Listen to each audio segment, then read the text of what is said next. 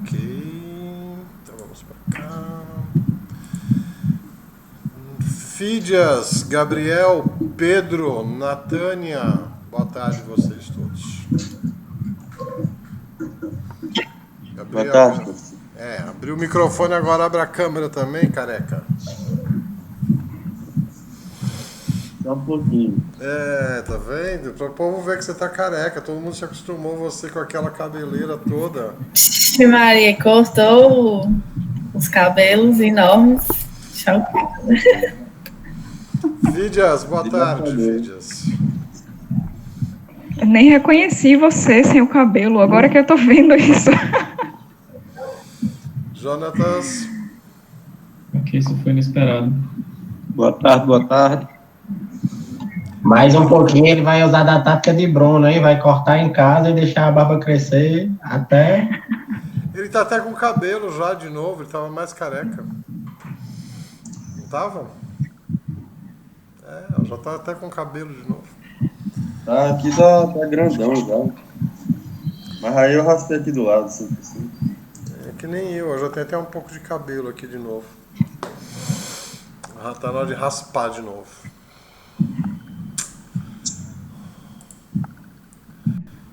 Tem que achar coisas para 2020.6.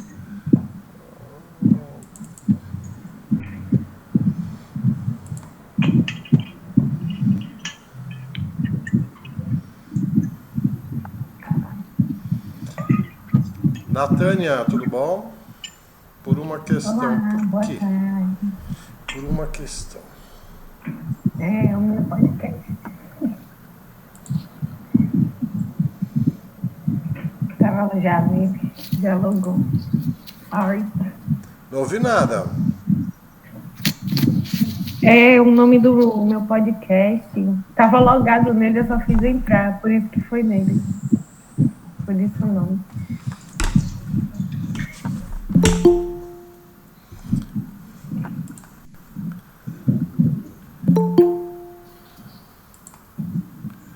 Jeff, Bruno.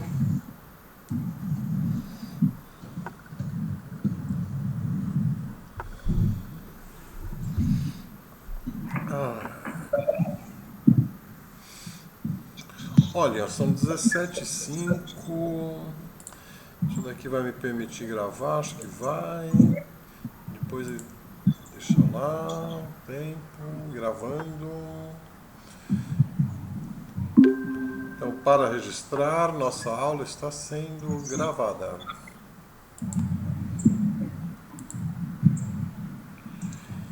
E eu vou começar vou começar a aula, tá? Porque já se foi um tempinho aqui.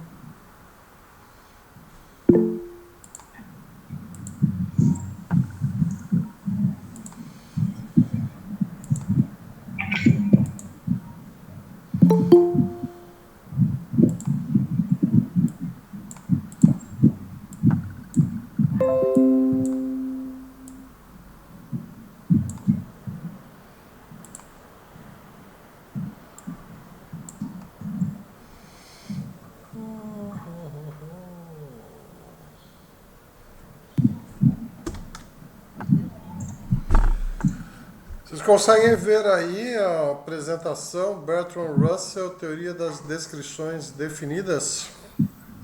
Sim, Sim. tá parecendo tranquilo.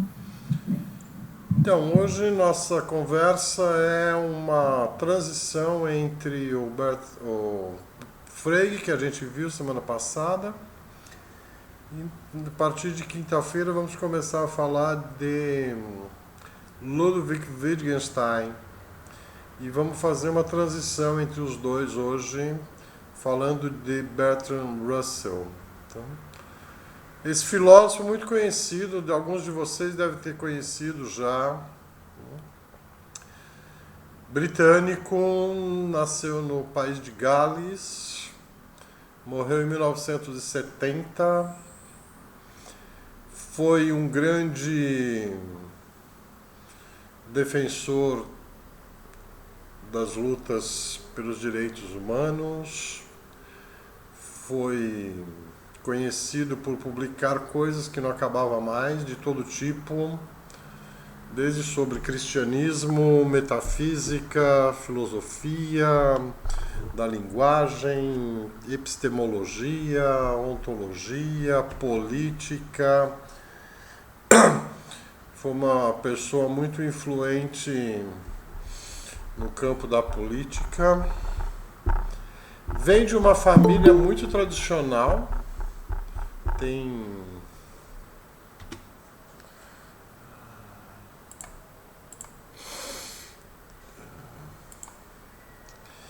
Eu tenho que ficar abrindo a janela aqui para poder autorizar as pessoas que querem entrar na sala.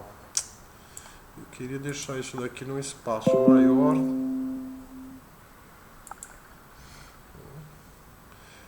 Russell, embora tenha nascido no país de Gales, a família tinha uma influência muito grande em Londres. Tem uma área de Londres que leva o nome da família dele. Tem praças, tem uma estação de metrô com o nome da família. Então, eu tenho que ficar abrindo para as pessoas, por isso que eu não posso. Se eu deixar a tela aberta, a projeção toda aberta, eu não consigo ver o pedido das pessoas para entrar na sala. Então vai ter que ficar desse jeito mesmo.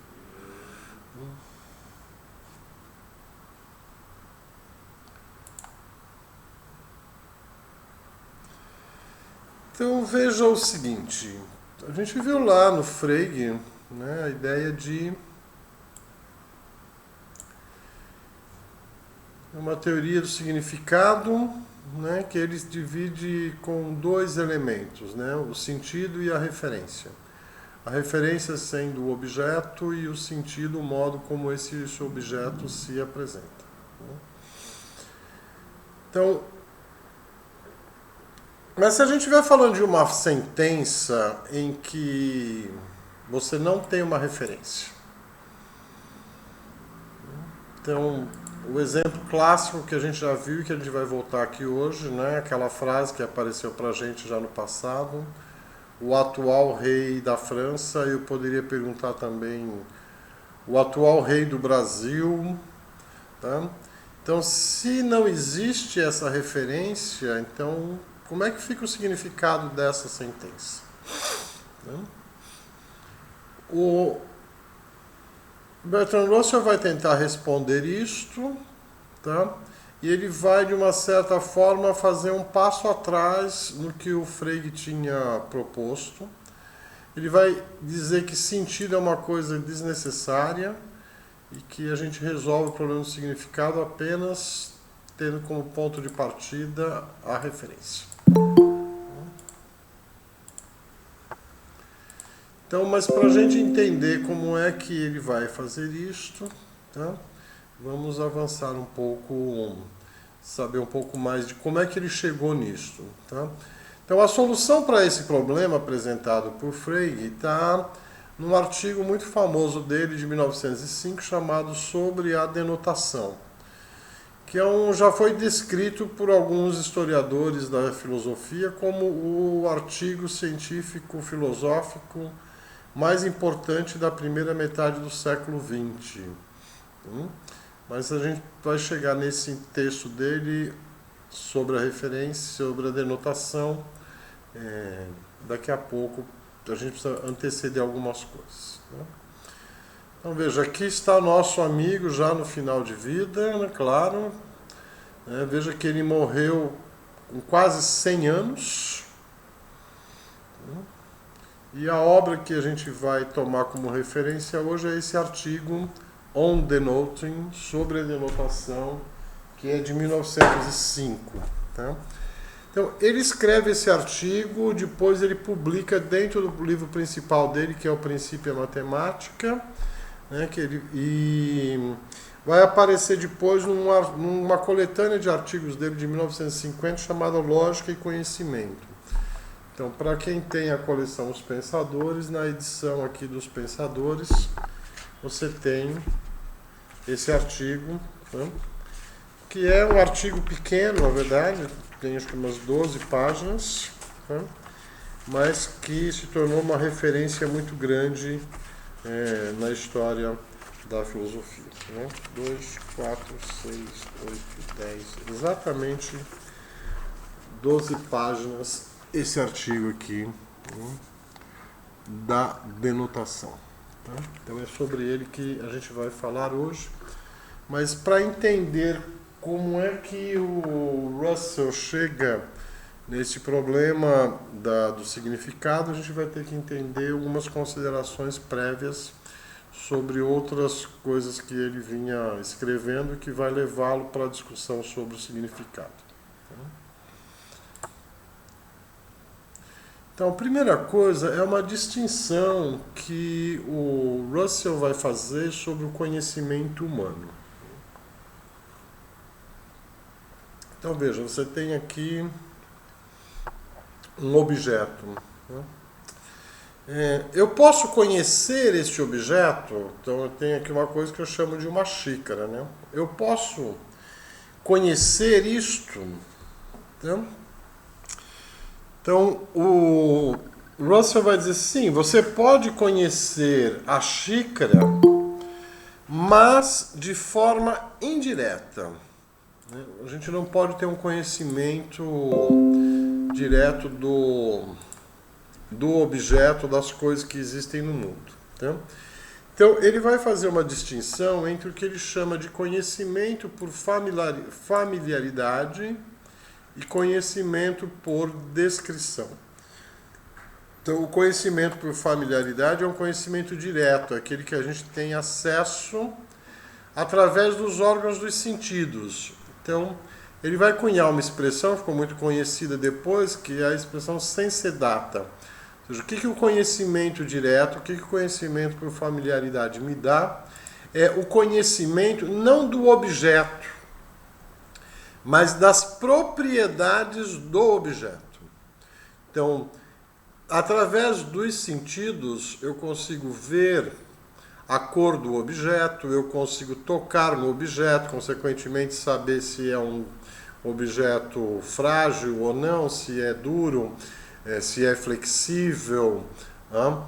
Eu consigo, através dos sentidos, verificar se ele possui cheiro, enfim, consigo perceber, por exemplo, os detalhes aqui dessa flor.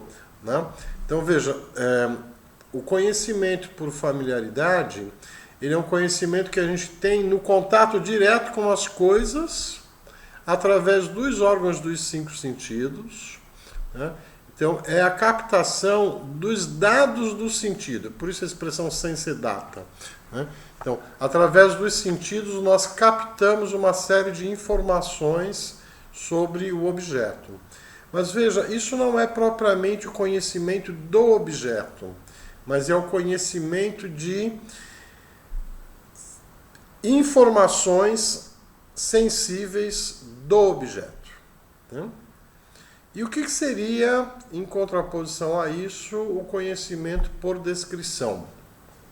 Então, a partir destas informações que vêm através dos sentidos, né, através desses sense datas, eu combino esses sense datas, eu combino essas informações sensíveis e formo então uma imagem do que é aquele objeto. Então eu crio aqui uma descrição.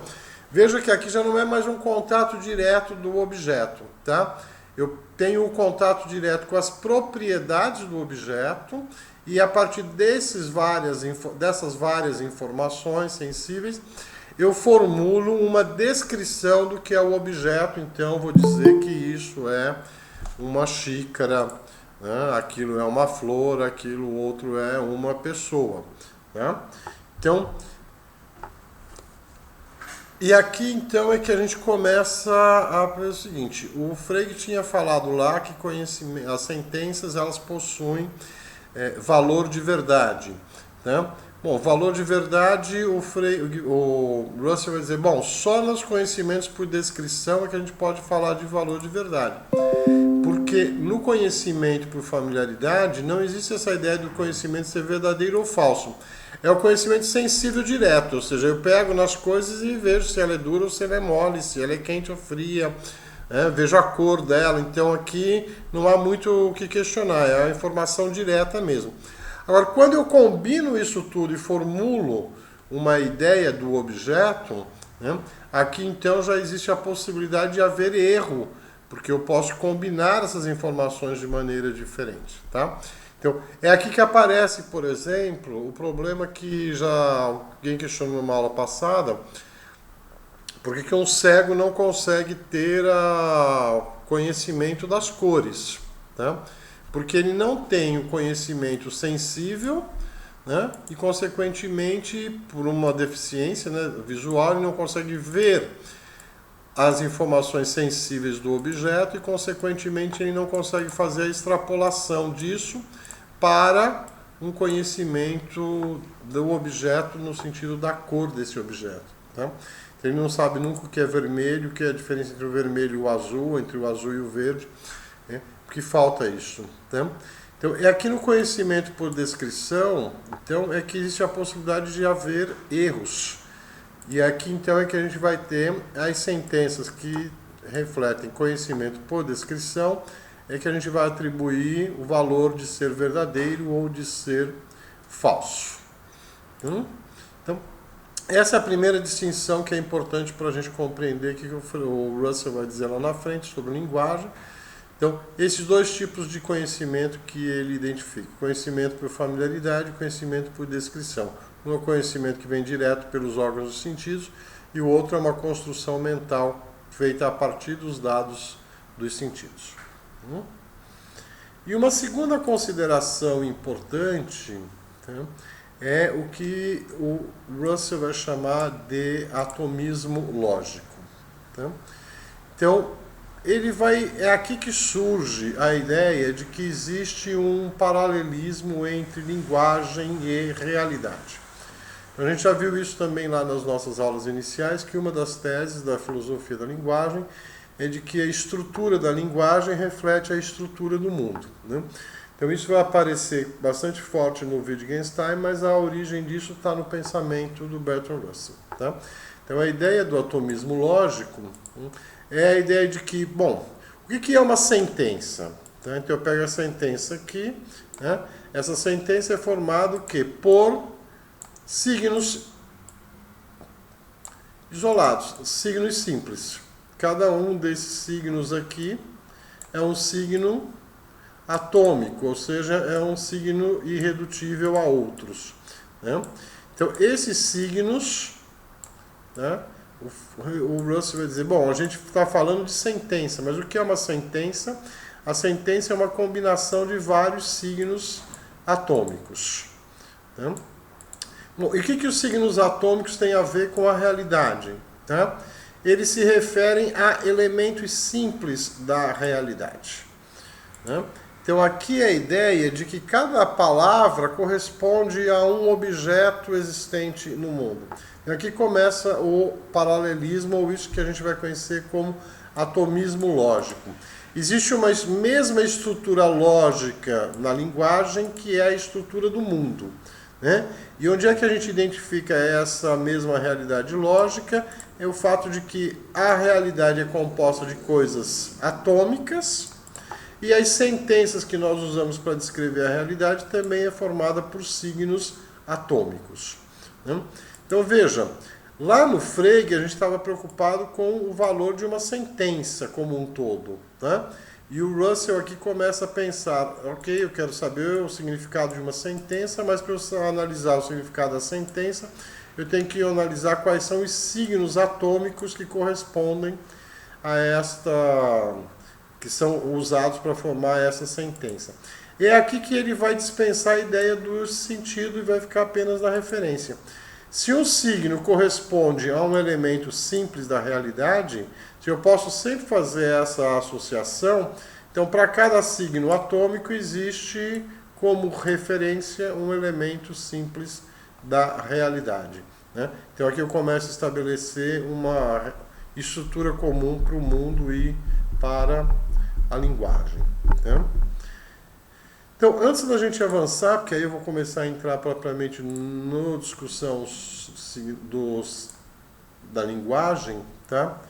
Pergunta: alguma dúvida sobre essas considerações prévias, sobre que falamos de conhecimento, que falamos de atomismo lógico, ou eu vou adiante?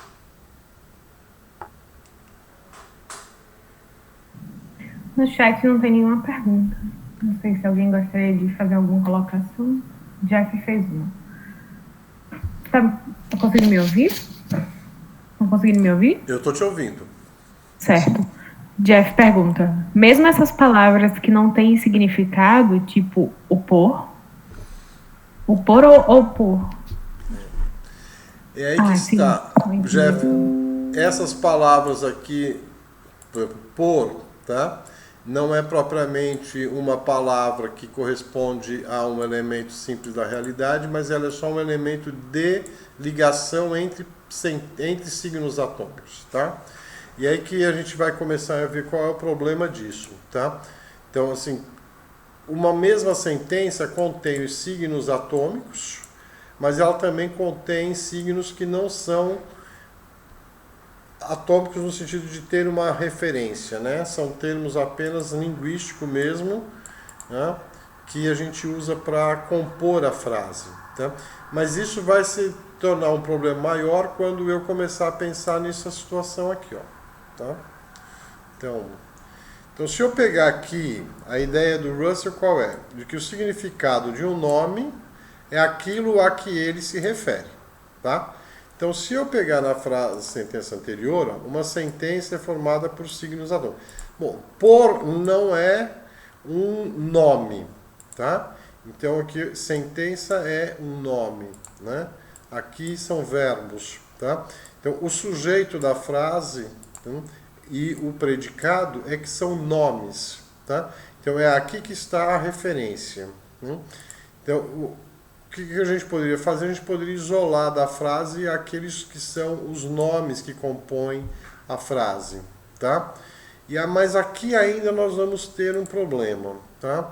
Então, o grande problema aqui não é os elementos não identificados com um objeto como isso daqui, tá?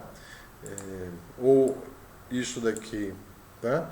Mas o problema principal é que essa ideia aqui de que, bom, signos atômicos, eles têm como referência um elemento simples da realidade, né? Como fica se eu tiver numa sentença, tá? Signos linguísticos que não têm referência? Então, se eu pegar isso daqui, ó, o que significa a palavra Pégaso? Ou Homero. Qual é a referência? Qual é o objeto existente no mundo que é a referência para este nome? Então eu poderia pegar também Sócrates. Qual é a referência de Sócrates? Tá? Então Sócrates poderia ser tanto o professor de Platão, quanto poderia ser o jogador do Corinthians, quanto qualquer outra coisa. Ou pode ser que não tenha nunca existido um tal de Sócrates, tá? Ou mesma coisa, será que existiu Pégasus? Tá? Ou se eu pegar naquela frase, o atual rei do Brasil, mas será que existe o atual rei do Brasil? Tá? Então aqui é que a gente começa assim a ter o problema. Tá? Aquilo, o significado é aquilo a que ele se refere, mas nem sempre eu consigo saber a que se refere o nome, né? E muitas vezes esse mesmo nome pode significar coisas diferentes e ele pode significar coisas que não existem. Posso ir em frente? Eu vi que tinha gente escrevendo coisa aqui, acho que posso ir, né? Ok. Eu tenho uma pergunta, professor, se possível.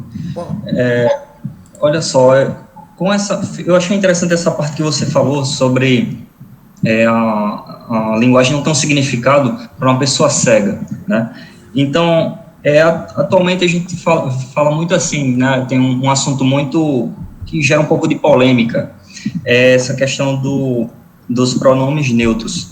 Por exemplo, se a gente fala em linguagem de Libras, a linguagem em si, nesse caso, no caso gramatical, né, porque no caso de um pronome, ela em si já não seria neutra? Anderson, primeiro uma observação. Eu não disse que a linguagem não tem sentido para os... são as cores que não têm significado para os cegos. Tá? Agora, quando eu vou para o campo da Libras, tá? O que eu tenho em Libras? Eu também tenho signos que cumprem o mesmo papel que cumprem na nossa linguagem os signos linguísticos. Só que no caso de Libras, não é um signo linguístico, é um signo gestual. Tá? Então, eu substituo, se na nossa linguagem eu tenho uma palavra qualquer, né, na linguagem de Libras, eu tenho não um signo linguístico, mas um signo gestual. Né? As coisas que se faz lá, tal, né? Então, é a mesma coisa aqui, tá? Eu tenho uma linguagem que eu uso composta de signos, que pode ser signos linguísticos, no caso da nossa linguagem escrita ou falada, ou pode ser um signo gestual, no caso de Libras, tá? Mas a estrutura é a mesma, né? Então, quando eu pego a linguagem dos sinais e a linguagem dos signos, tá? Por isso que a gente não diz que aquilo é uma linguagem de signos, a gente diz que é uma linguagem de sinais, né? Porque o sinal ele pode ser tanto um sinal gráfico, quanto pode ser um sinal de imagem, quanto pode ser um sinal gestual. Tá? Então, nessa linguagem que o Jeff vem praticando agora, por exemplo, que você substitui signos linguísticos por signos imagéticos. Tá? Que é essa história de escrever, se comunicar só por figurinhas do WhatsApp. Né? Que você vai substituindo. Veja, mas é a mesma estrutura. Eu tenho uma linguagem composta de frases, e essas frases, ao invés de ter signos linguísticos, tem sinais imagéticos, né? Ou, no caso de Libras, sinais gestuais. Tá? Não sei se respondeu. Anderson. Só um momento, só que o cachorro tá louco.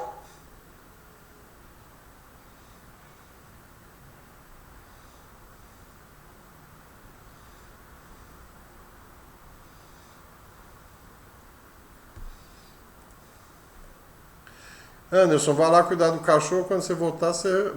Bom, pode falar. Voltou, quer falar? Desculpa aí, professor, que ele ficou meio doido. Tá, a hora que você conseguir calmar o cachorro, se você tiver dúvida ainda, escreve ou pergunte de novo, que eu vou seguindo aqui. Tá? Mais alguém com algum problema que eu posso ir em frente? Tem a pergunta de Jeff, eu precisei sair, eu não sei se foi respondida. Nesse caso, significado e referência são a mesma coisa? No caso do Bertrand Russell, sim. Tá? Então, se para o Frege significado é a combinação de sentido e referência, para o Bertrand Russell o significado vai ser a referência e ponto final. Tá? É por isso que a gente diz que, num certo sentido, ele regrediu em relação ao que o Frege tinha proposto. Tá?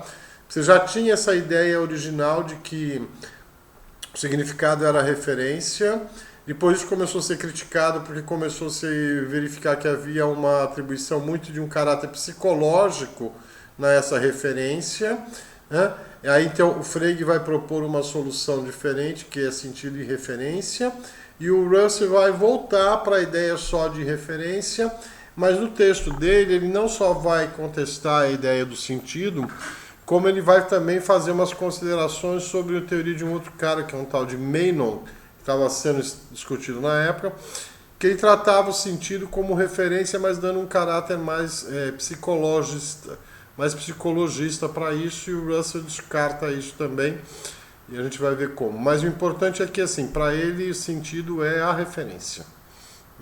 E aí você vai entender como isso também está muito ligado com o que vai ser depois o positivismo lógico, né? Aquela ideia de que só a linguagem que trata das coisas concretas, empíricas, tem significado. A gente não pode ficar falando de abstrações metafísicas, etc. Então vou em frente, ok? Fiquei pensando numa coisa agora. Como é que isso ficaria para quando a referência é algo mutável? Me dê um exemplo. Sei lá. Eu tinha pensado uma borboleta, que ela tem a metamorfose, né? Aquele processo em que ela é lagarta, enfim, tem estágios. Então, de repente, como é que eu vou referenciar algo que... eu estou usando esse exemplo, mas não estou me lembrando de algo que fosse mais rápido, essa transformação. Tá, mas como ficaria isso? Mas veja bem, eu vou ter uma sentença que fala desse animal quando ele está no estado de lagarta, e aí a referência vai ser o signo lagarta, e vou ter uma outra sentença falando desse mesmo objeto num outro estágio de desenvolvimento dele, que ele já deixou de ser lagarta e passou a ser outra coisa. Mas aí eu já não vou mais usar o termo lagarta, vou ter que usar um outro signo que vai ser borboleta. Então, aí veja, a realidade está mudando e a linguagem está mudando proporcionalmente no mesmo nível de mudança. Tá?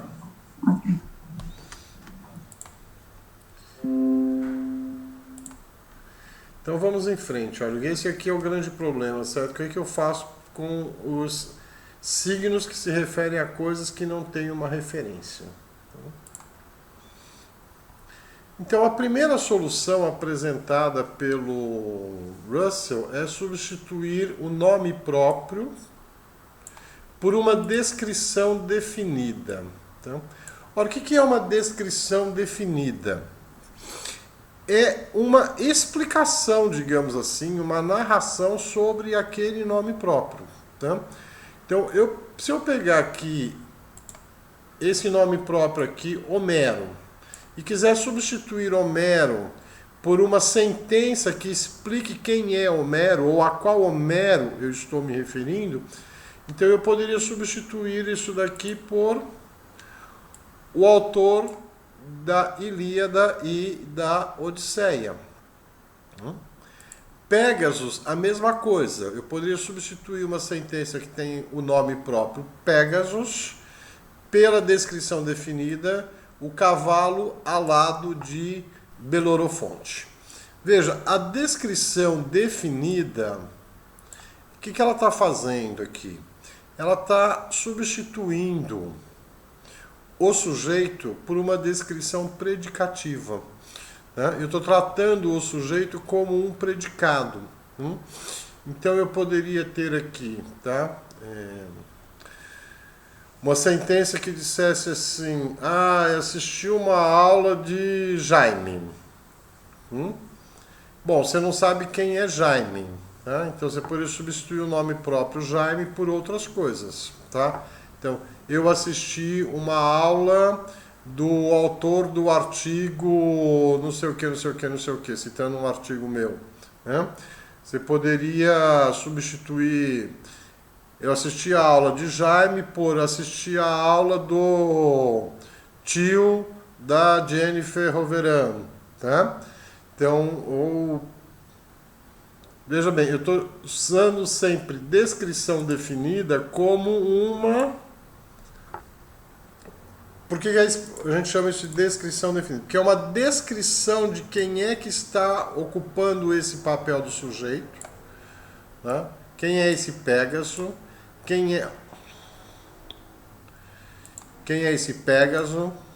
Quem é esse Homero? Tá? Mas não é uma descrição qualquer, é uma descrição bem definida. Então, se eu pegasse aqui, ó, tá? Vou até colocar aqui, ó. Se eu colocasse aqui Sócrates,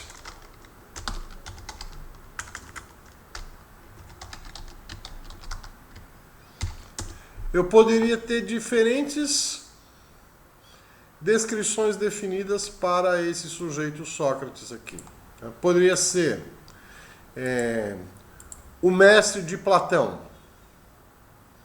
Poderia ser o fulano o general que venceu a guerra X, tal, lá das guerras que o Sócrates participou, que eu não vou saber, né, qual é agora, tá? Mas poderia ser o fulano que foi julgado pelos juízes tais, pensando no julgamento, tá? Do Sócrates, né?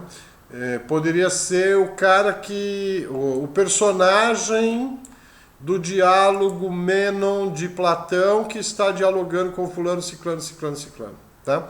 Veja, eu posso ter diferentes descrições para um mesmo nome. Isso que a gente chama de descrição definida. Tá? Bom, aqui ainda existe um problema. Tá? Mesmo que eu substitua Pégaso por o cavalo alado de Belorofonte, tá? Aqui eu estou usando termos nessa descrição definida que também não tem um referente claro.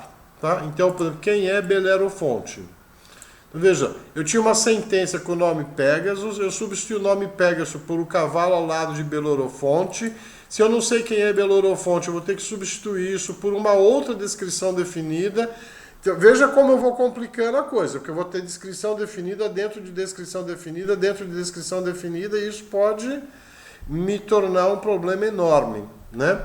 Mesma coisa aqui, ó, tá? O autor de Ilíada e de Odisseia também poderia ter vários significados para a palavra Ilíada, poderia ter vários significados para a palavra Odisseia. Aqui eu poderia ter várias palavras, várias descrições definidas para a palavra cavalo. Então, veja, essa ideia de substituir o nome próprio por uma descrição definida incorre num problema de eu ter na descrição definida outros nomes próprios que também precisam ser substituídos por outras descrições definidas.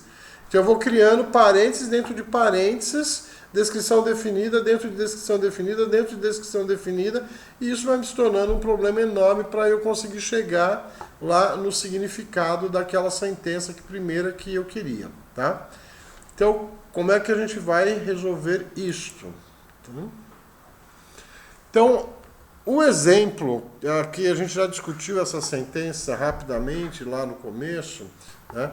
Mas essa frase, o atual rei da França é calvo, né? Ela se tornou muito famosa porque é justamente nesse artigo do Bertrand Russell que ela aparece pela primeira vez e que ela vai ser discutida. Tá? Então, diante dessa sentença aqui, o atual rei da França é calvo, primeira pergunta, a sentença é verdadeira ou é falsa? Então, se eu partir da ideia do Russell de que os nomes, né? Então, aqui, ó, o atual rei da França, tá? Isso é um nome próprio que é o sujeito da frase, tá? Se isso aqui tem uma referência que é um signo atômico, então um objeto simples no mundo, tá? E eu poderia perguntar primeiro o seguinte, antes de saber se a sentença é verdadeira ou falsa, eu teria que responder, a sentença tem significado? Então, qual é o referente disso? Tá? Então, se eu quisesse pegar aqui dessa sentença e substituir os nomes próprios por objetos simples no mundo, para então eu chegar no significado dela, para depois eu discutir se ela é verdadeira ou falsa. Né? Mas qual é o significado dessa sentença? Quais são os objetos existentes no mundo que são a referência para os signos que compõem essa frase? Tá? Então aqui é o grande problema. Qual é a referência disso daqui? Então eu pego aqui, ó, o atual rei da França, esse é o sujeito da frase. Qual é o objeto referente no mundo para essa sentença? Se não existe um objeto para isto, não tem referência. Se não tem referência, não tem significado. Se não tem significado, a frase não é nem verdadeira nem falsa. E aí como é que fica? Afinal de contas, essa frase ela é verdadeira ou ela é falsa? Né? Então, para eu conseguir dizer se ela é verdadeira ou falsa, eu preciso primeiro chegar ao significado desta frase. Tá? Então, como é que o Bertrand Russell vai resolver isso daqui? Então, é aqui que ele vai chegar com a ideia das descrições definidas. Tá? Então, o problema todo está aqui, ó. Tá? O atual rei da França, a gente trata isso como sendo o sujeito da frase. A solução muito engenhosa que o Bertrand Russell vai fazer é eliminar a ideia de sujeito da frase. ele vai tratar tudo isso daqui como sendo predicados. Então, o atual rei da França, se eu deslocar e tratar isso daqui não como um sujeito, mas como um predicado.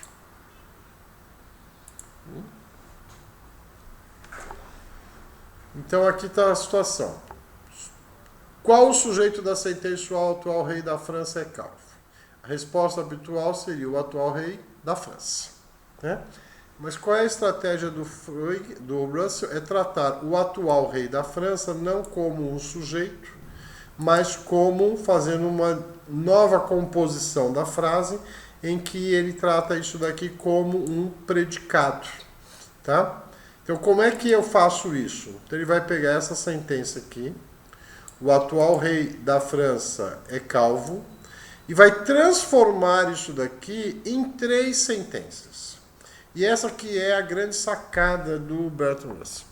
Ele vai mostrar que muitas das sentenças da nossa linguagem, elas podem ser decompostas em linguagens, em sentenças mais simples. Né? Então, quando eu digo assim que, volto lá no exemplo lá do Pegasus, tá? Então, o que significa Homero? O que significa Pegasus? Se eu tentar substituir o Homero pelo autor de Ilíada e de Odisseia, tá? Veja, eu continuei tendo uma frase complexa que é composta de vários signos aqui, mas eu não cheguei numa simplificação que me permita mostrar qual é a referência do nome. Então, a solução para cá, ó, o atual rei da França é calvo. Se eu transformar isso daqui em várias sentenças, o que eu estou dizendo? O que o Russell vai dizer? Essa frase, o atual rei da França é calvo, é na verdade a combinação de 3 frases mais simples. Né? E aí, se eu desdobrar isso daqui em 3 frases, eu vou conseguir chegar no referente específico dessa sentença. Tá? Então, eu vou decompor essa sentença, o atual rei da França é calvo, em 3 sentenças. Em um enunciado de existência, em um enunciado de unicidade e um enunciado predicativo. Tá? Se eu estivesse na sala de aula, eu ia pedir para vocês fazerem o exercício de tentar escrever isso, mas eu vou passar direto, tá? Para a gente não perder muito tempo. Tá? Então, o que seria um enunciado de existência, um enunciado de unicidade e um enunciado predicativo? Então, o enunciado de existência diz que alguma coisa existe. O enunciado de unicidade diz que só existe uma coisa. Por isso que eu estou simplificando para chegar no referente. E o enunciado predicativo diz qual é o predicado, ou seja, qual é a propriedade deste elemento aqui que foi anunciado como sendo existente e único. Né? Então eu vou ter, ao menos, veja aquela frase, o atual rei da França é calvo, foi transformado em 3 frases. Ao menos uma coisa é o atual rei da França. Tá? Então veja, eu estou afirmando que existe alguma coisa que é o atual rei da França.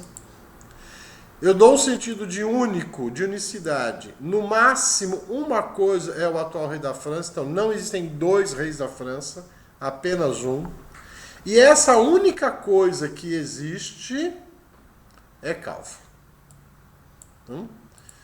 Então, veja, parece que eu tornei a coisa muito mais difícil. Mas quando eu olho para a coisa dessa maneira, tá, eu tenho sentenças muito mais simples do que eu tinha lá inicialmente. Se você quiser ver isso em termos de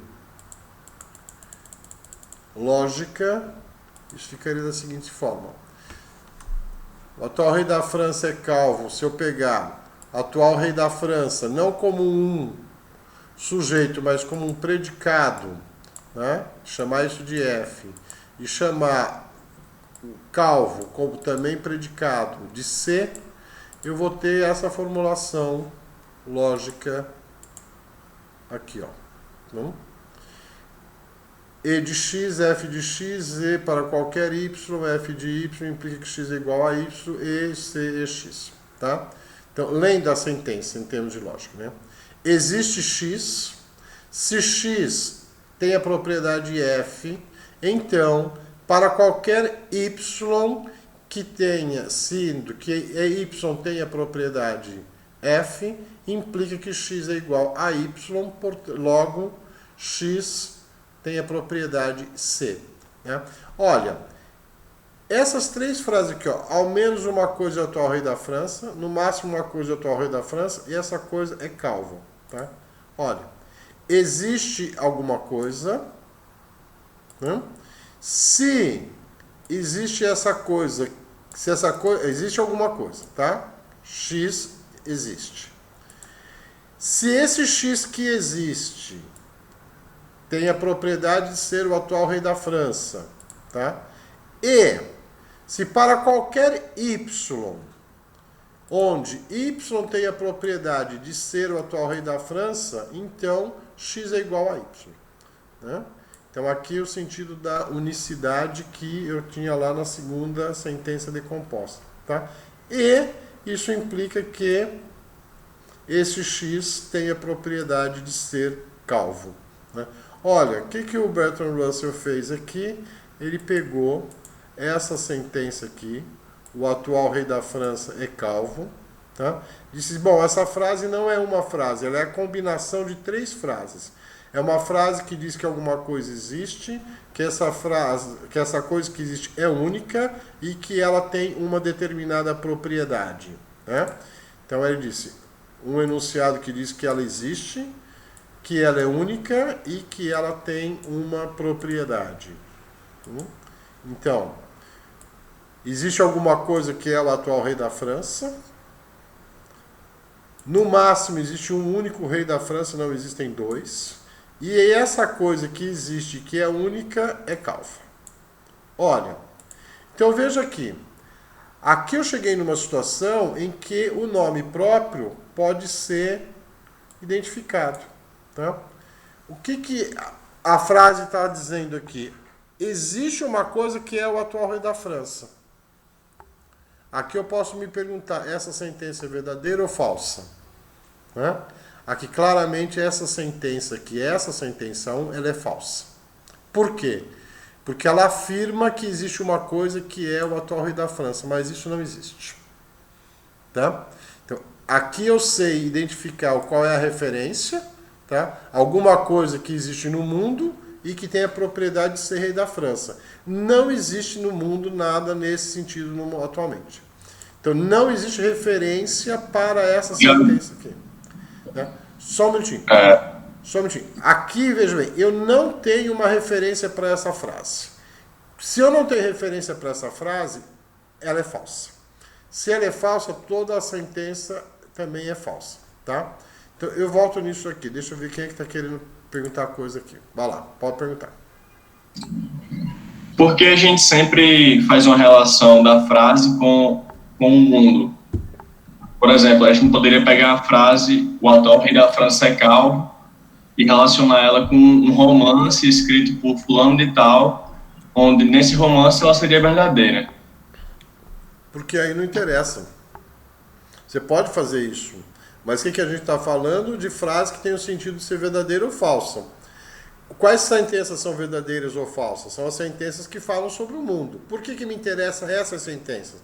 Porque são as sentenças afirmativas, assertivas, que eu uso para fazer conhecimento.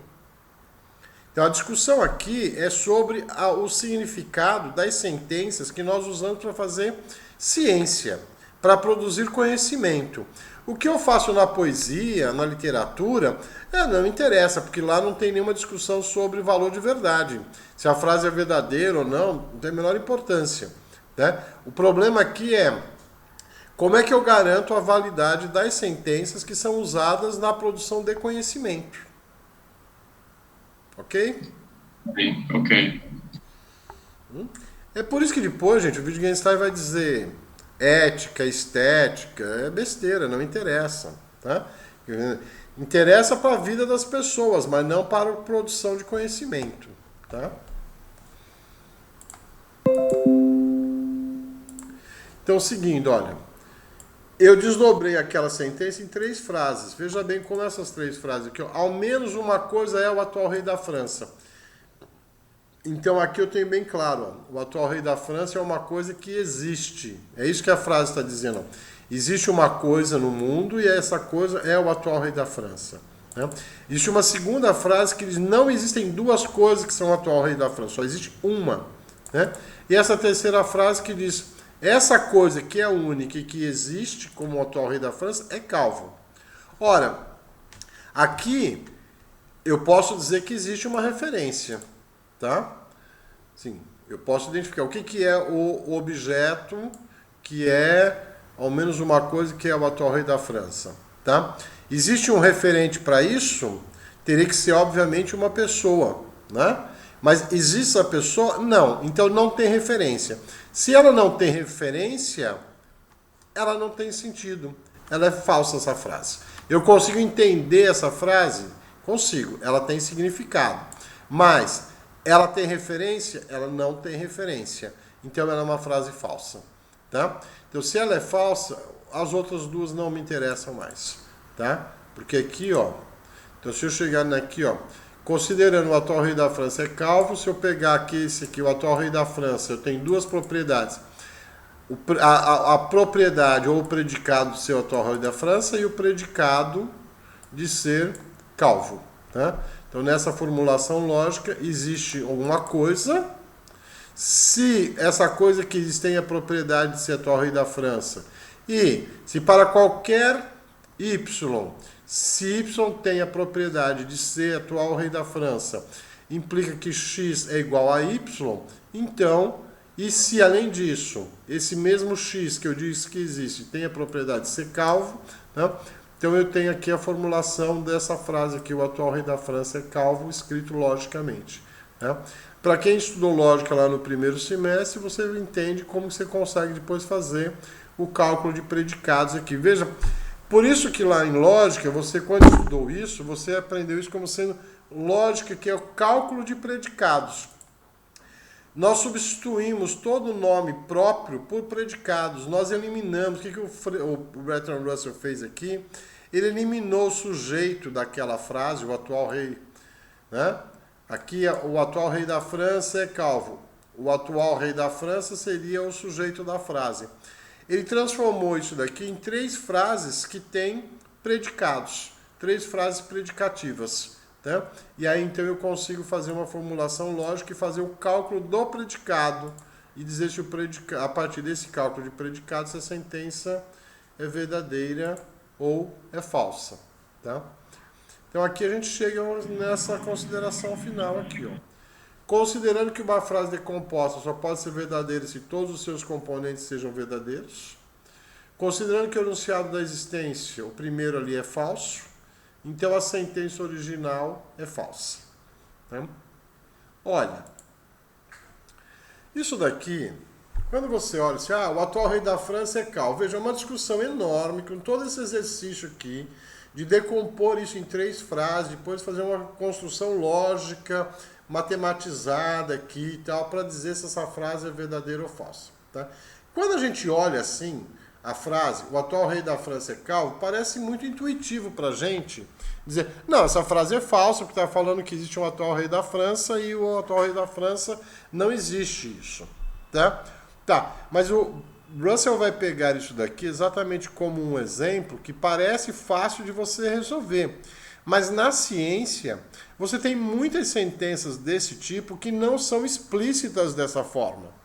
E que esse modelo das descrições definidas vai permitir você pegar determinadas sentenças e decompor essas sentenças e mostrar se elas são verdadeiras ou falsas ou não. Né?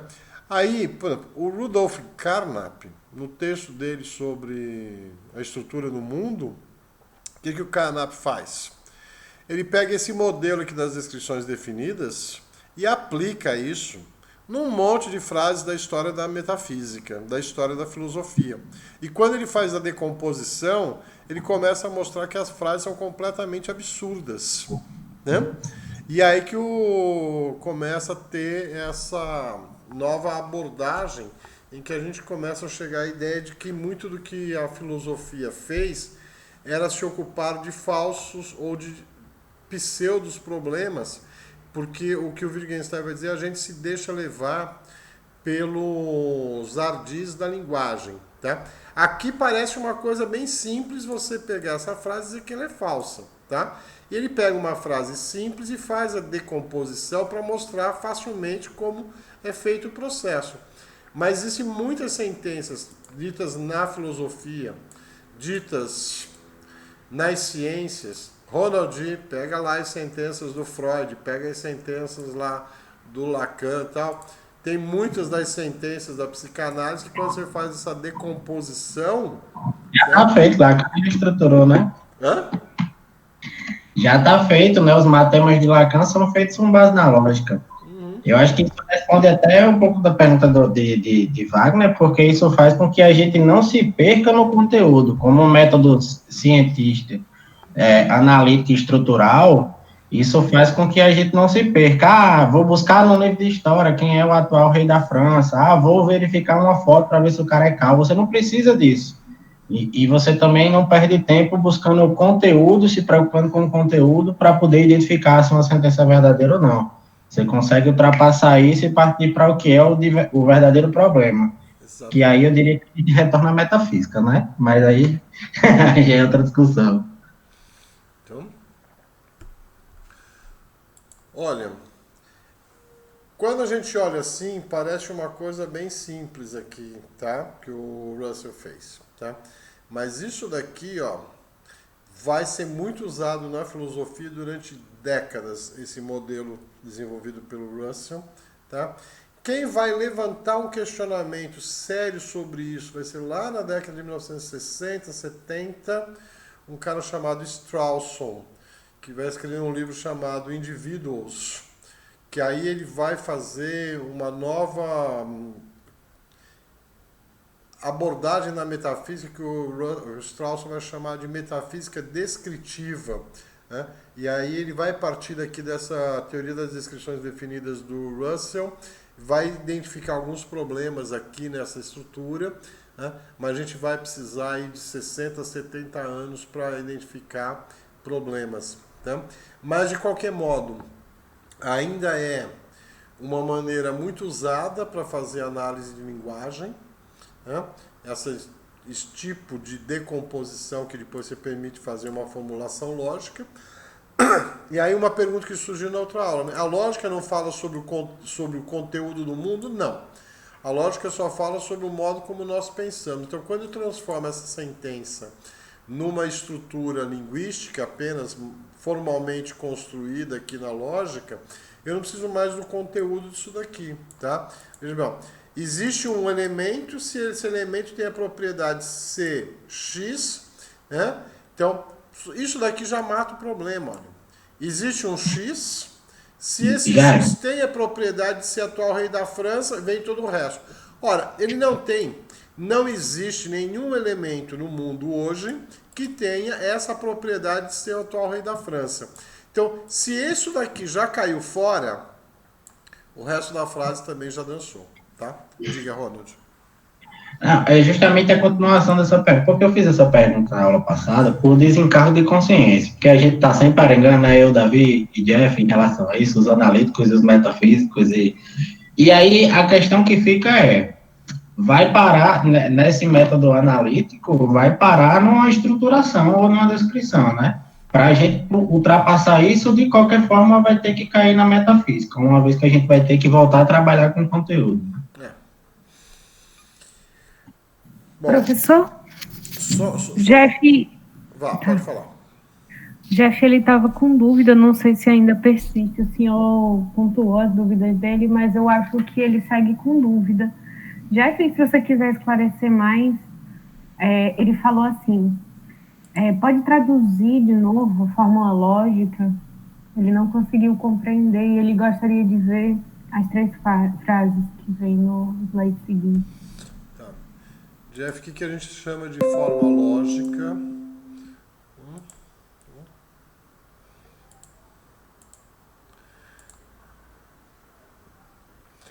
Então veja bem, isso daqui, olha, é uma linguagem, isso aqui é uma frase da nossa linguagem ordinária, tá? A gente diz isso no nosso dia a dia, tá? Bom, essa sentença aqui, olha, né? Existe uma coisa na linguagem e no mundo que o Wittgenstein no Tratados vai mostrar pra gente o seguinte, ele vai dizer o seguinte: existe uma coisa no mundo e na linguagem que nós não podemos dizer, nós só podemos mostrar. Então, o que ele quer dizer com isto? Quando eu olho essa sentença aqui, ó, o atual rei da França é calvo, tá? Veja bem, eu peguei uma série de signos e combinei esses signos. Então, o que eu fiz? Eu ordenei esses signos de acordo com uma determinada lógica. Por que essa palavra aqui vem depois desta? Por que aqui o verbo está no infinitivo e não no subjuntivo? Né? Existe uma lógica que orienta a construção dessa frase. Mas esta lógica, ela está embutida na frase. Mas você não vê ela explicitamente na frase. Quando eu olho para o mundo, então eu vejo o seguinte, olha. Eu tenho aqui um conjunto de objetos combinados entre eles, tá? Então, se uma pessoa tem toque, tá? Então ela vai organizar a mesa dela de um jeito que todas as canetas fiquem com a ponta igualzinha, na mesma posição, né? Porque ela tem um toque que ela não admite uma coisa que fique um pouquinho diferente aqui a ponta das canetas, tá? Então, quando a minha faxineira acaba de fazer a limpeza da minha mesa, tá? Eu olho assim, então todas as canetas alinhadíssimas assim, tá? Porque ela tem um toque com isso. Na academia que eu treinava, o dono da academia, ele acabava de treinar, ele saía arrumando cada máquina e ficava mirando assim para ver se não tinha ficado 1 milímetro de diferença de uma para outra, assim, tal, porque era o toque que Rafael tinha de deixar tudo, tá?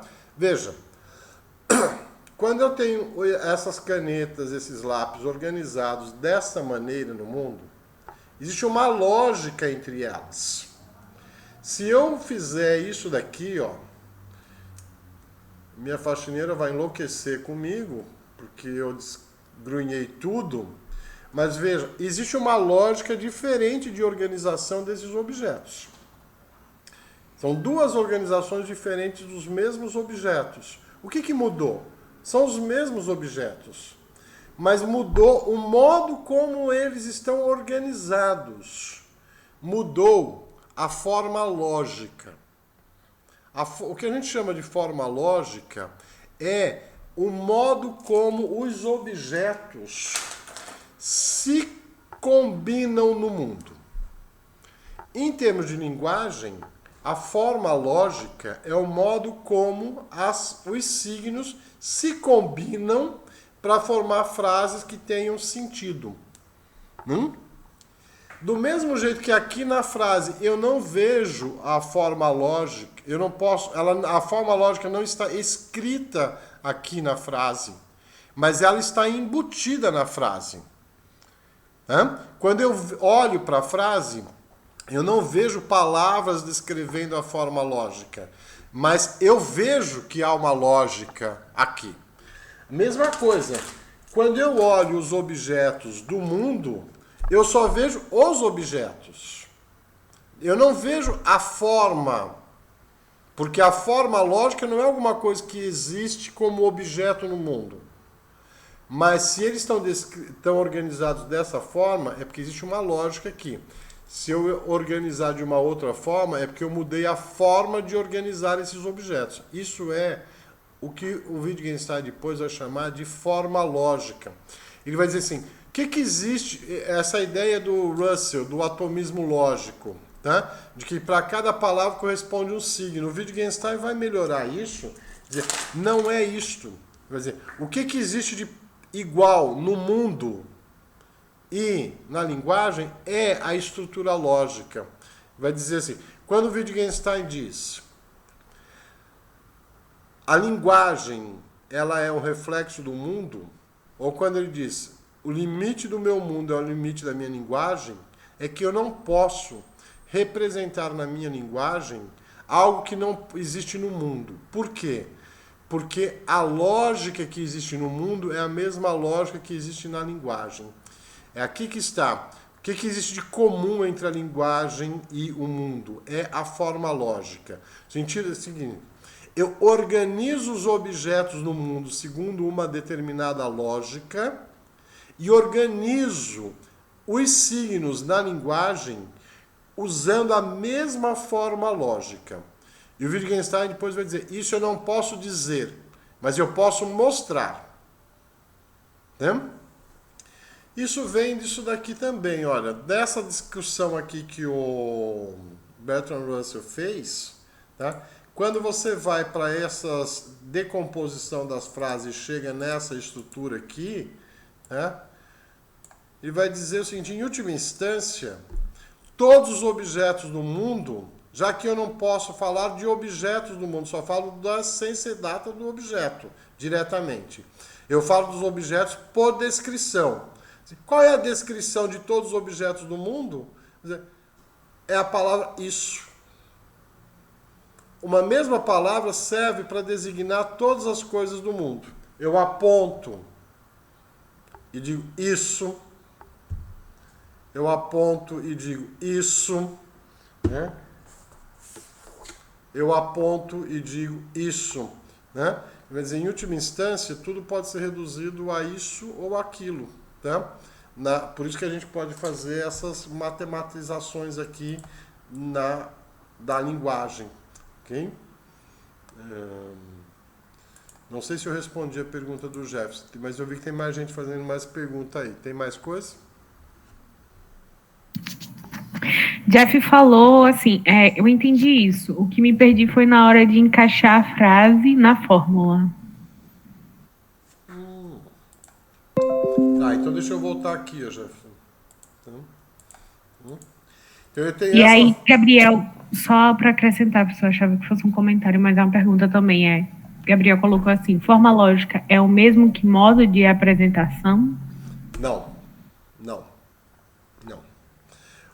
Forma de apresentação é uma coisa do objeto, que é o que o Frege chamava de sentido. Então, esse objeto apresentado desse jeito é um sentido, ele apresentado desse jeito é outro sentido. Aqui o sentido é do objeto único. Quando eu falo de forma lógica, eu estou falando do que existe na combinação entre objetos. Então aqui, ó, eu tenho uma forma lógica que me permite combinar esses dois objetos dessa maneira. Se eu colocá-los dessa maneira, mudou a forma como eu relaciono esses dois objetos. Mudou a forma lógica. Tá? Voltando para a pergunta do Jeff. Tá? Então veja, Jeff, eu tenho essa sentença aqui. O atual rei da França é calvo. Né? Qual é o sujeito? O sujeito é o atual rei da França. A estratégia aqui é como é que eu elimino o sujeito da frase? Se eu quiser reescrever essa mesma frase sem sujeitos, transformando então esse sujeito aqui em elemento de predicado. Por isso que, olha, aquela consideração inicial lá sobre conhecimento direto e conhecimento por descrição, né? Aqui eu tenho uma descrição no mundo que está servindo do conhecimento por descrição. Por isso que eu estou falando de sujeito e predicado. Quando o que eu quero fazer é eliminar o predicado e tratar tudo como apenas as propriedades das coisas. Por isso o sentido de enunciados predicativos. Ok? Então, para eu fazer apenas enunciados predicativos, aí eu não vou mais trabalhar com o conhecimento por descrição, vou trabalhar do conhecimento por familiaridade. Vou trabalhar diretamente com os enunciados da existência dos dados do sentido. Então, um enunciado que diz que alguma coisa existe, um enunciado que diz que não existem duas coisas iguais, veja que aqui resolve aquele problema lá da identidade do Frege, né? E um enunciado que faz um predicado sobre essas coisas, sobre essa coisa que existe que é única no mundo, tá? Que vai me dar isso, ó. Então, uma frase predicativa de existência. Alguma coisa existe. Então, ao menos uma coisa é o atual rei da França. Então, eu estou afirmando que existe uma coisa no mundo que é o atual rei da França. Depois, no máximo, uma coisa é o atual rei da França. O que eu estou dizendo com essa frase? Que não existem dois objetos que preencham essa frase aqui, ó. Né? Ao menos uma coisa é o atual rei da França e não existem dois, só existe um. Tá? Que está dado por essa segunda frase aqui, ó. Só existe uma coisa que é única. Né? E depois um predicado dessa coisa, ó. Existe uma coisa no mundo que é o atual rei da França, só existe um atual rei da França e essa coisa, se existe, ela é calva. Tá? Ora, o que eu fiz aqui?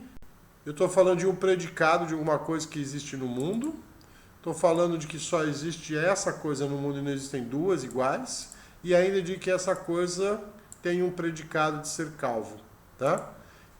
E aí então eu chego nessa estrutura aqui, combinando as três, vai me dar isso daqui. Tá? Existe uma coisa no mundo. Ó, a frase 1, tá? Ó, existe alguma coisa no mundo. Tá? Essa coisa que existe no mundo, se ela tem a propriedade de x, a propriedade f, tá? Se essa coisa que existe aqui, ó, e x, existe x, né? Esse x tem a propriedade de ser atual rei da França. E eu digo mais, para qualquer y que existe no mundo, se y tem a propriedade de ser atual rei da França, então x é igual a y. Né? Porque aqui, ó, eu disse que x tem essa propriedade e y também tem essa mesma propriedade. Então eu estou dizendo que x e y são idênticos. Né? Aquela discussão sobre identidade que a gente viu lá no Frege. Tá? E mais do que isso, além de existir isso, se existe, ele tem essa propriedade. E se ele é igual ao outro y, que também tem a mesma propriedade, além disso, ele tem a propriedade de ser calvo. Então, veja, aqui eu cheguei numa formulação lógica daquela ideia que estava dita lá. Então, posso até tirar, acho que isso daqui da sentença.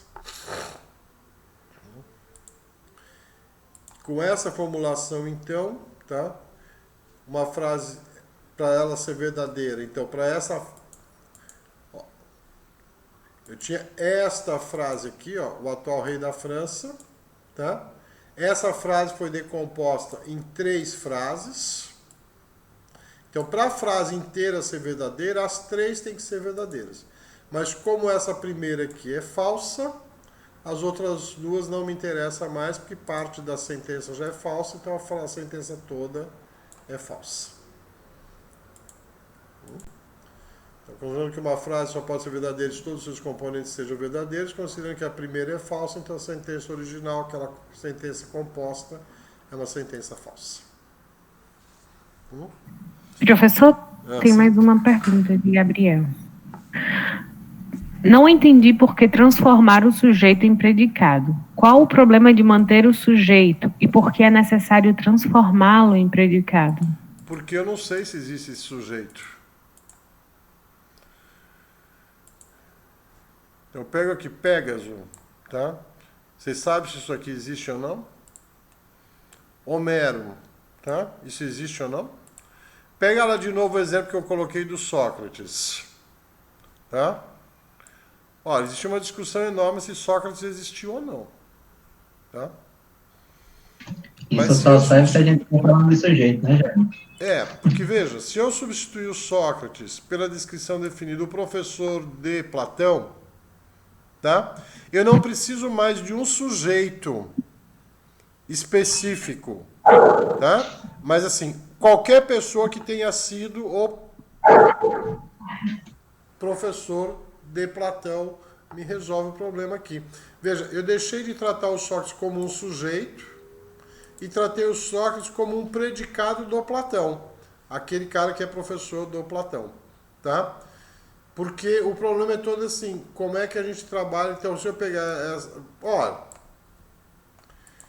vai por aí afora, pega lá uma frase que fala sobre pôneis, ou uma frase que fala sobre unicórnios, uma frase que fala sobre a sereia, tá? Uma frase que fala sobre o Saci Pererê, tá? Qual é a referência disso?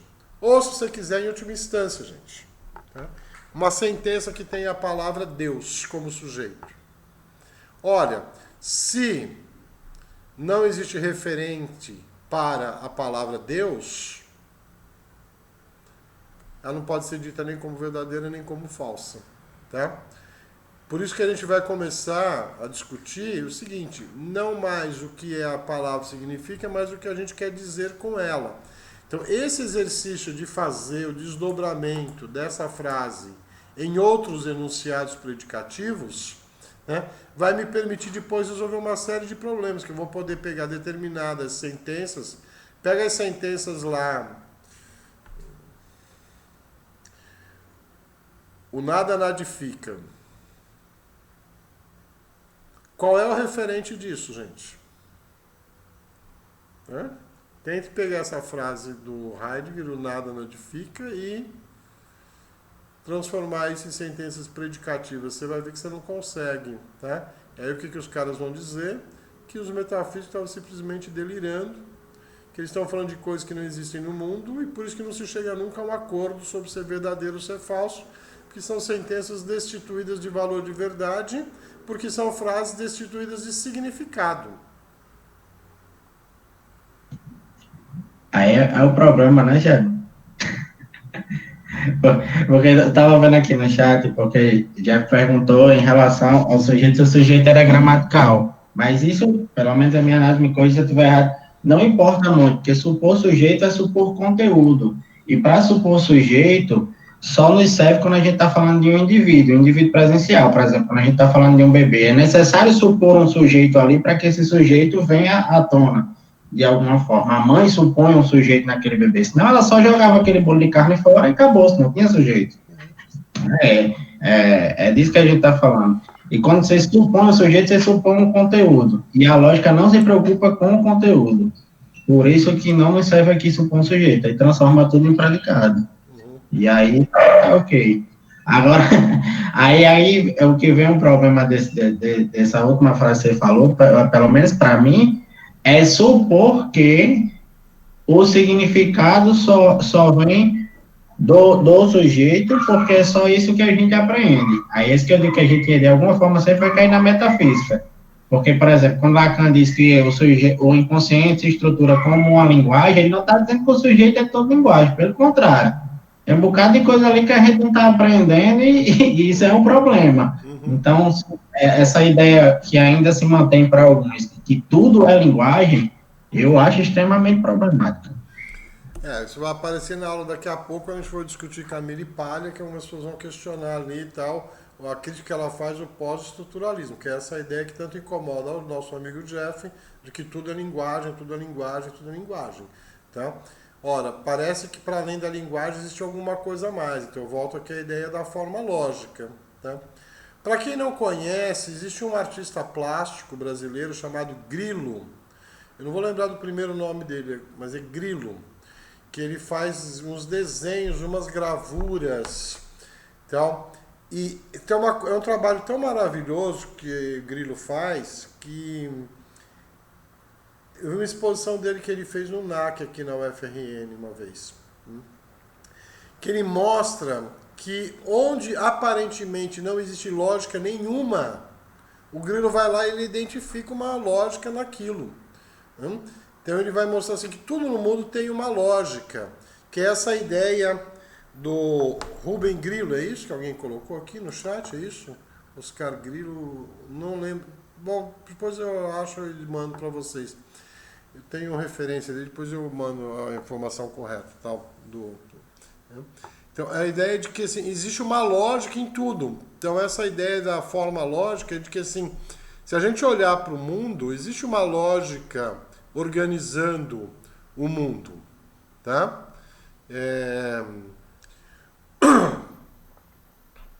que muitas vezes a gente não consegue identificar que lógica é esta.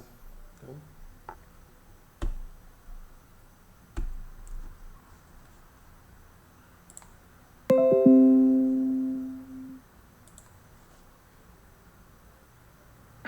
E nem sei se essa é a possibilidade, né, Guilherme? A gente tem uma grande discussão em psicanálise por causa disso, porque alguns afirmam que a clínica final de Lacan, a clínica borrombiana, seria a clínica do real.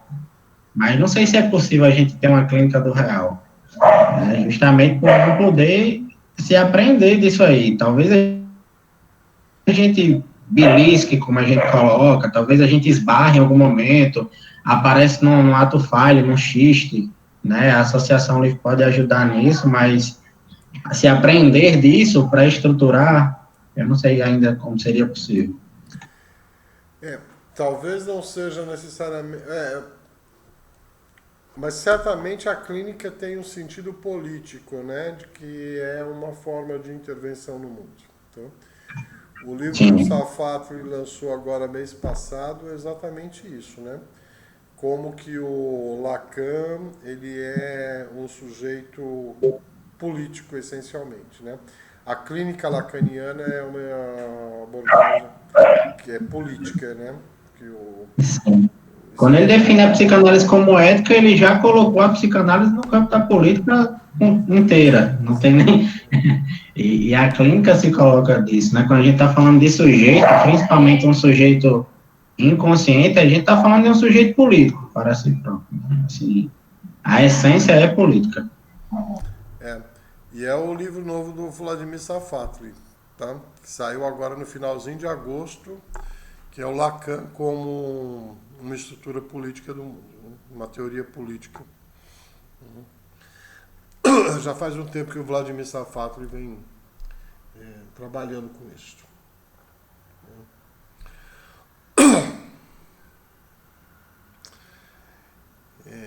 Diniz, essa orquídea é linda. Eu pus ela aqui hoje com muito gosto, porque 3 anos que ela não dava flores. Eu ganhei, foi a primeira orquídea que eu tive na vida que eu ganhei. E ela não dava flores há 3 anos. Então, estou feliz da vida, por isso que eu trouxe ela para compartilhar com vocês. Olha, eu vou encerrar a nossa aula por aqui, mas deixa eu dar umas recomendações, tá? A gente vai pegar essas discussões do Bertrand Russell, elas vão aparecer de novo com o Wittgenstein, por isso que precisava falar disso, a gente começar a falar de forma lógica do mundo, etc. Tal, vocês vão se lembrar aqui do Bertrand Russell na discussão do Wittgenstein. Tá? Então, a partir de... Alguém está perguntando se esse material do Bertrand Russell vai para o CIGAR. O que vai para o CIGAR é essa aula aqui, o vídeo dessa aula, tá? Que não deve ir para o CIGAR como aula, mas o link para o YouTube, onde vai estar lá. O PPT, o PowerPoint eu posso mandar também. Ok, tá bom. Tá? Tem gente pedindo aqui, tá? O PPT eu coloco também na aula tranquilamente, pode deixar. Tá? E quinta-feira nós não vamos ter aula síncrona, tá? Então, a partir de quinta-feira, a gente começa a estudar Wittgenstein. Então, a tarefa para vocês, quinta-feira, é assistir um filme chamado Wittgenstein. É um longa-metragem de um cara chamado Derek Jarman, que é um diretor de cinema inglês. Tá? Então, Joyce, você... Não, eu tenho aqui. Oi. Não, eu tenho aqui, pode deixar. Que é o link para aquele filme e tal. Eu vou colocar depois no CIGAR também, tá? Mas estou colocando aqui agora já no chat.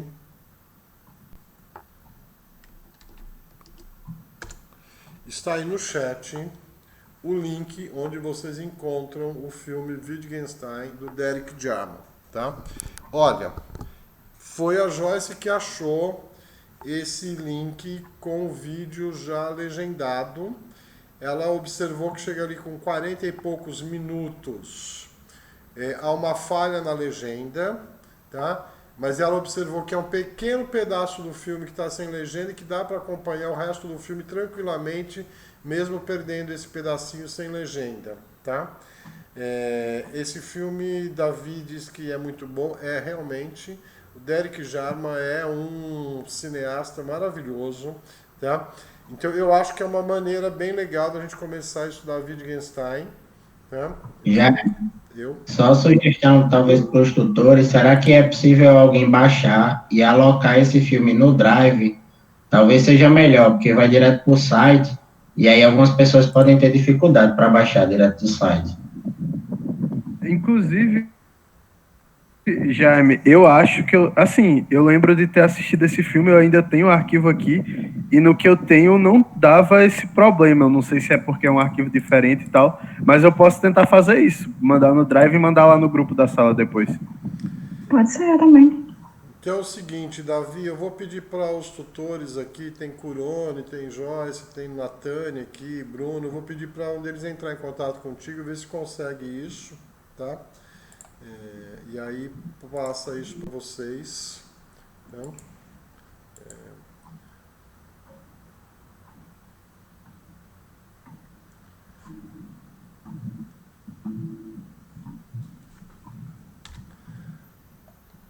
Olha que maravilha, ó. Esse é o cartaz do filme, né? Wittgenstein por Derek Jarman, né? Esse menininho aí é o próprio Wittgenstein.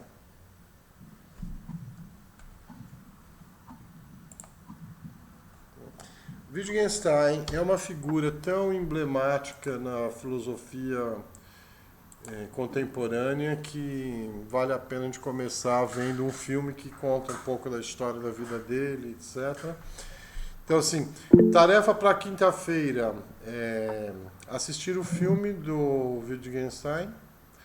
E na terça-feira da semana que vem eu vou fazer uma outra aula como essa, que eu vou começar a falar sobre o Tractatus. E aí passo qual é a leitura que vocês vão fazer de texto do Wittgenstein, do Tractatus. A gente vai ficar um bom tempo discutindo esse cara, pelo menos um mês. A gente vai ter quase lá para o final de novembro, só falando de Wittgenstein agora, que a gente vai falar do Tractatus, depois a gente vai entrar na segunda fase da obra dele, que é a parte mais da pragmática, enfim. Vejam o filme, vocês vão gostar muito desse filme, tá? Tá ali o link já que eu coloquei, mas a gente vai ver aí com essas ajudas de outras pessoas, ver se a gente acha uma versão melhorada e postamos no Drive e o filme, então a gente vê tudo isso e passa as informações para vocês pelo cigarro, tá? E passa também informação lá no grupo também dos discípulos, e o PPT dessa aula também vai junto com o vídeo, tá? A gente não conseguiu postar ainda o vídeo da aula da semana passada de quinta-feira, mas já deve estar quase pronto, gente. Aqui eu tive um problema aqui que eu entrei numa cilada aqui, entendeu? A gente está fazendo seleção de professor substituto e eu não só entrei na comissão, como eu virei presidente da comissão de seleção. E a gente tem 70 candidatos para uma vaga, para fazer tudo virtual. Receber inscrição, fazer análise de currículo, fazer prova didática, ou seja, os caras darem aula, tudo, né? E na quinta-feira, quando acabou a aula, eu só passei a tratar disso, porque tinha muita coisa para resolver. E fiquei até ontem à noite, de quinta-feira até ontem à noite, só fazendo coisa de concurso. E só hoje que eu consegui começar a preparar o material para as nossas aulas dessa semana, etc. E eu não consegui mandar para os meninos o link com esse material da aula da semana passada, e só ontem que a gente conseguiu fazer isso, eles estão disponibilizando. Já já o material vai estar tanto da aula da semana passada quanto dessa aula de hoje também para vocês lá no canal do YouTube, tá? Crianças, isso. Daqui a pouco eu encontro alguns de vocês lá em Teorias da Democracia, que a gente vai ter mais uma aula síncrona hoje. Vamos falar sobre Camille Paglia daqui a pouco, Jeff. Tem um povo que nunca tinha lido Camille Paglia que está assim horrorizado. Já me mandaram e-mails, já me mandaram aqui uns umas mensagens de WhatsApp, tem gente desesperada porque que eu tava mandando o povo ler essa mulher, não sei o quê. Daqui a pouco a gente vai falar delícia! a gente vai se divertir com a Camille Palha lá em Teorias da Democracia. Por hora, como diz o Jeff, né? 2020 sem Camille Palha não seria 2020. Beijos. Flores pra vocês. Valeu, Jaime. Valeu. Até mais. Valeu. Boa noite aí, todo mundo. Até mais. Boa noite. Até mais.